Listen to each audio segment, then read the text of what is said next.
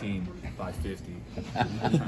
No, I think it'll be a good game. I feel like the teams are pretty evenly split as far as numbers and who we have and the weapons that we have on both sides of the ball. So I feel as though going forward it's going to be a good game. It's going to be vanilla, as everybody knows. That's how spring games are, but you're definitely going to see some competition out there and some guys compete for some spots. I think I heard you say after you guys drafted Christian, after you drafted Nate, you had a plan. Oh yeah, we had a little bit of a plan. It was interesting just because, like, obviously we don't know what they're going to do, so we had options A through Z kind of planned out throughout the entire thing. But yeah, we definitely talked a little more than a little bit about it beforehand. How much did them drafting Kenny tip the scales right off the bat there? We kind of figured that was going to happen because they needed a receiver, just as far as like the super seniors that were already put on our team. Like, we already had Kanate on our squad, so we figured they were going to come up and take Kenny anyway. So that we kind of already had that figured in. How do you feel about the work that you and the defense have put in this spring so far? I think we've improved greatly over the past couple weeks. I think we've shown a lot of toughness, a lot of resilience. I think the offense, to continue to be a tempo offense and be fast-paced, has also played a lot into it, just allowing us to continually sharpen up how we were. Because everybody knows fatigue makes cowards of us all at the end of the day, and it's definitely a fatiguing offense to go against every day and every practice, but we've consistently come up the bat and improved every day. Our conditioning is continuing to get better. Our understanding of the defense as a whole is continuing to get better, and I feel as though we are continuing to grow each and every day. Coach Narduzzi mentioned that the linebacker unit is one that has impressed him. What have you seen from your group that has really stood out? Just toughness and effort as a whole. Like, we're a very tough and effort-filled group.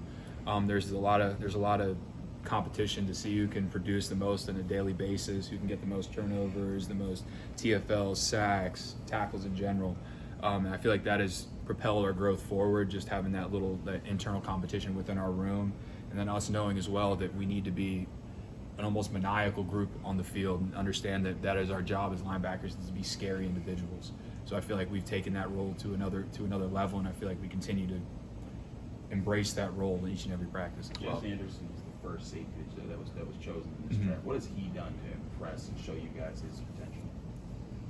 He brings some emotion to the football field. He brings a lot. He brings a lot of, like, effort's going to be a big thing that you're going to hear us talk about a lot, especially this past spring, or this spring, excuse me. But Jesse has just continued to come in every day with the same attitude that he's going to try and dominate, try and attack the ball, try and do everything he can. Even because he's young, Jesse will mess up every once in a while, but you can't tell that Jesse continues to fly 100 miles an hour even when he does mess up, and he makes up for sometimes that lack of full purpose knowledge with that effort, and that's really impressive to watch. Pat Narduzzi said this was a tougher team than last year's team, just based off of what he's seen. Would you agree with that, and what do you think makes it tougher?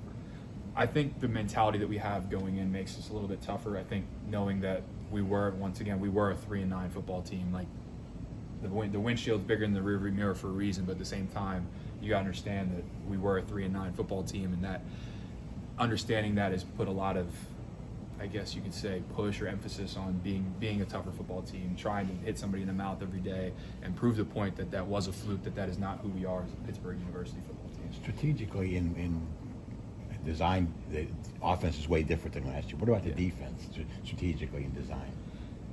Strategically and design-wise, the coaching staff always makes little tweaks here and there to our defense, but at the end of the day, it's still the Pitt defense that we've run consistently.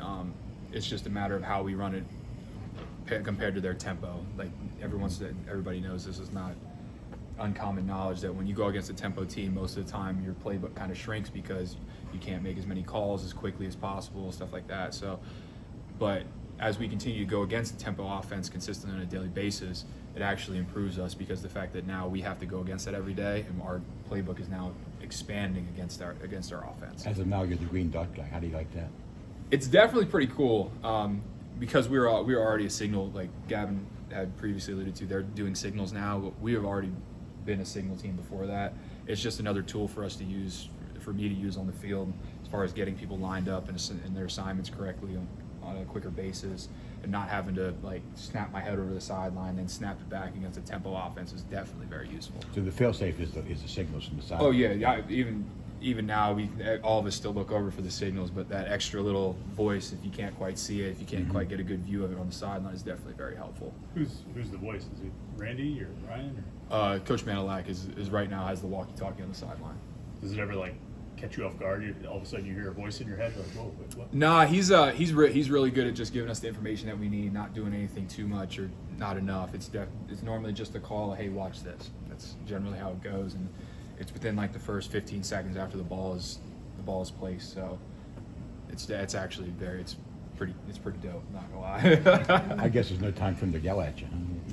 Oh no. He waits. He waits till you come off the field and ask me politely what I did there and why I did that. Rasheem excelled last season on special teams. How have you seen him grow in terms of linebacker position? You're talking about Mr. Biles? Yeah, Mr. Biles. Yeah, he's a phenomenal football player. Yeah, some people just have that nose for the ball and that understanding of just how to be a football player, and that's him to a T. He's always in the right place at the right time. He's continuing to grow his knowledge of the playbook. And right now, I feel as though he can play star and money on a very consistent basis and really understand what's going on. And he's like excelled this spring. Anything else for Brandon?